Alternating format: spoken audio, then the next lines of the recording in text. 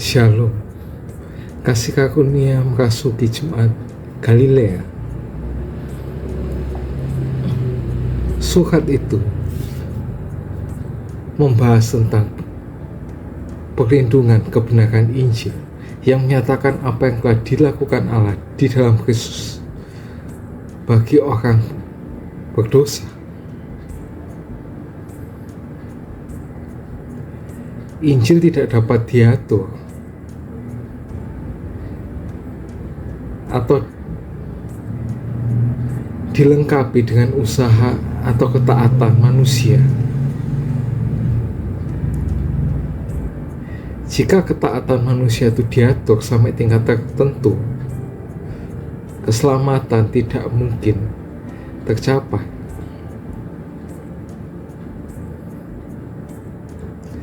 Penyelamatan dari dosa harus sepenuhnya dilakukan menurut kasih karunia, dan inilah yang telah dilakukan Allah di dalam Yesus.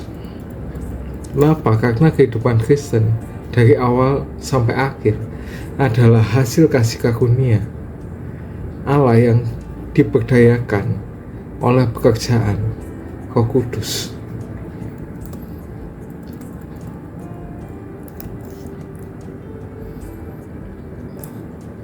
Paulus menulis surat kepada sekelompok orang Kristen yang telah disusupi oleh guru-guru palsu di antara jemaat-jemaat yang baru berdiri ini. Guru-guru palsu ini atau penganut agama Yahudi ini mengajarkan Injil yang berbeda. Kita baca di Galatia 1 ayat yang ke-6. Aku heran bahwa kamu begitu lekas berbalik daripada Dia yang oleh kasih karunia Kristus telah memanggil kamu dan mengikuti suatu Injil yang lain. Nah, Injil-Injil yang lain ini mengharuskan orang-orang non-Yahudi untuk mengadopsi hukum Taurat agar dapat dibenarkan di hadapan Allah.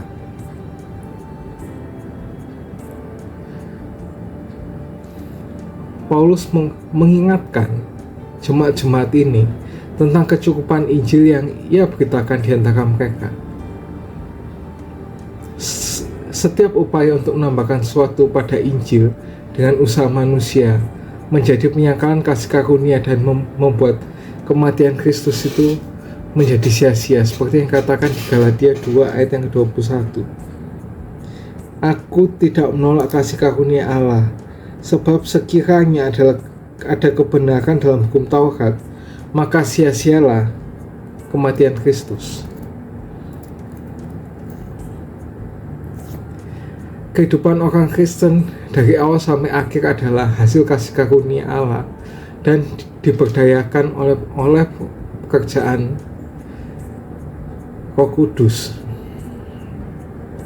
Kita dimulai dengan kasih karunia dan terus maju dengan kasih karunia, seperti yang dikatakan di Galatia 3 ayat 1-5. Hai orang-orang Galatia yang bodoh, siapakah yang telah mempesona kamu?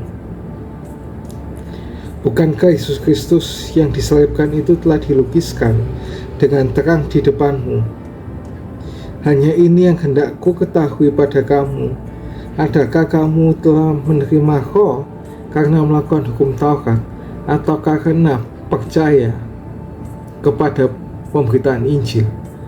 Adakah kamu sebodoh itu?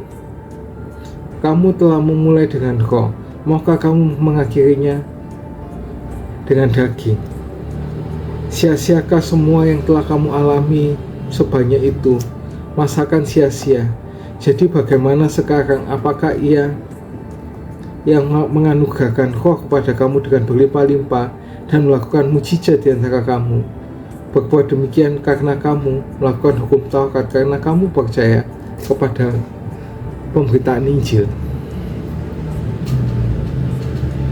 Demonstrasi tertinggi dari penyediaan Allah bagi umat manusia yang berdosa terlihat dari kematian dan kebangkitan Yesus. Ketika orang mencoba bekerja sama dengan Allah untuk keselamatan mereka dengan pekerjaan hukum yang menjadi bagian mereka dan salib menjadi bagian Allah. Salib dikosongkan dari maknanya.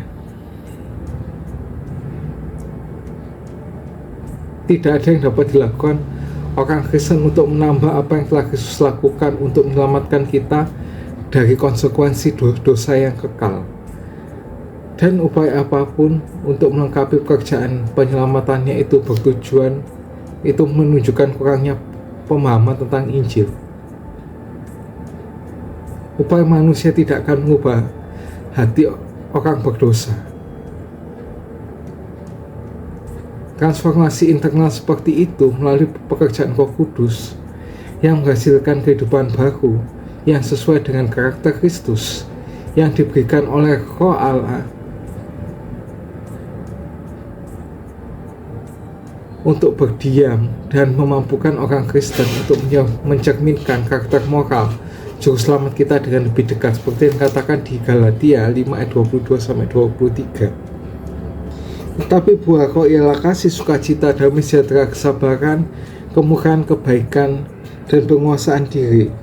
Tidak ada hukum yang menentang hal itu. Galatia adalah pernyataan kebebasan dari kutukan dosa, dari pola pikir kinerja. Dengan memandang pada Kristus, puncak dari sebuah janji yang ada di Perjanjian Lama. Orang berdosa dapat dengan bebas dianggap benar di dalam Dia. Mungkin tidak ada tempat lain di dalam Alkitab yang lebih jelas tentang hal ini selain dalam surat Paulus kepada jemaat di Galatia. Berbahagialah bagi setiap orang yang mendengar firman Tuhan, merenungkannya, menyimpan dalam hatinya, dan bahkan melakukannya dalam kehidupan sehari-hari. Ya, seperti orang yang mendirikan rumah di atas batu, apabila ada angin yang menerjangnya, rumah itu tidak akan roboh. See you and God bless you.